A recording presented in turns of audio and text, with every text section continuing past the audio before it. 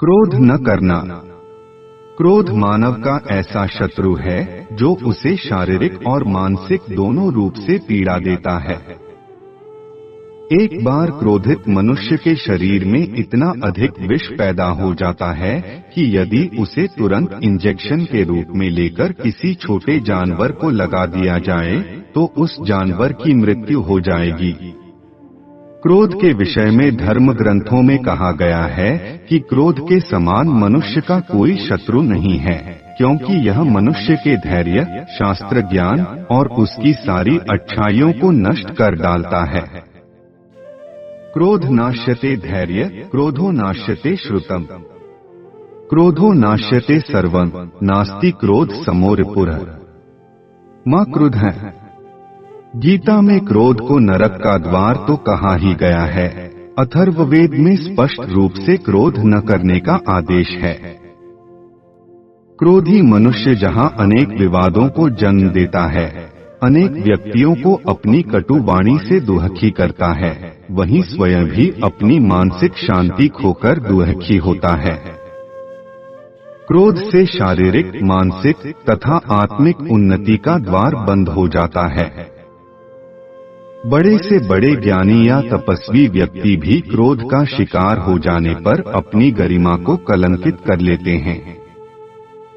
अपनी धार्मिकता का अभियान करने वालों को स्वप्न में भी क्रोध नहीं करना चाहिए। ब्रह्म विद्या को अच्छी तरह आत्मसात करने वाला व्यक्ति स्वभावतः विनम्र होता है। इसलिए नीति ग्रंथों में कहा गया है कि विद्या ददाति विनय, अर्थात विद्या विनम्रता देती है। किंतु विद्या कौन है? सा विद्या या विमुक्ते, अर्थात विद्या वह है जो अखंड मुक्ति प्रदान करे। ऋग्वेद में कहा गया है कि मेधावी व्यक्ति विनम्र होता है। विनम्रता ही विद्वान का आभूषण है। विनम्रता और शालीनता से रहित विद्वता निरर्थक है। उससे समाज का कोई विशेष भला नहीं हो सकता। आंतरिक एवं बाह्य विनम्रता से पूर्ण निर्मलता ही किसी की महानता का परिचय कराती है। जो व्यक्ति ज्ञान, भक्ति एवं वैराग्य के क्षेत्र में जितनी अधिक ऊंचाई पर पहुंचा हो, उससे उतनी ही अधिक विनम्रता की आशा की जाती है। जागनी के संदर्भ में श्री जी कहते हैं कि वही सुंदर साथ जागृत हुआ माना जाएगा जो स्वयं को सबकी चरण धूलि मानकर प्रेम का व्यवहार करे। अब जो घड़ी रहो साथ चरने, ओए रहियो तुम रेणु समान। इत जादे को फल एही है, चेत लीजो कोई चतुर सुजा। ग्रंथ कीर्तन प्रकरण 89 चौपाई 11।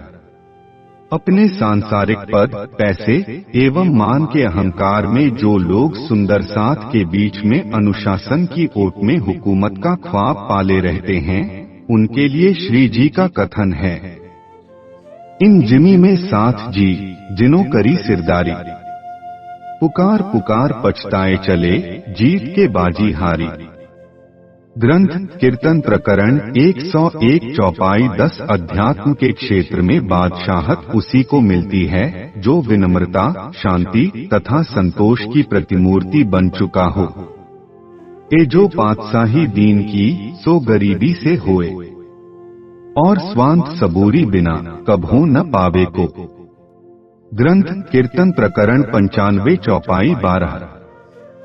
यह हमेशा ध्यान रखने योग्य बात है कि किसी भी संस्था, समाज, परिवार, आश्रम या कार्यक्रम का अनुशासन विवेक, निष्पक्षता एवं सत्यता के आधार पर ही संभव होता है।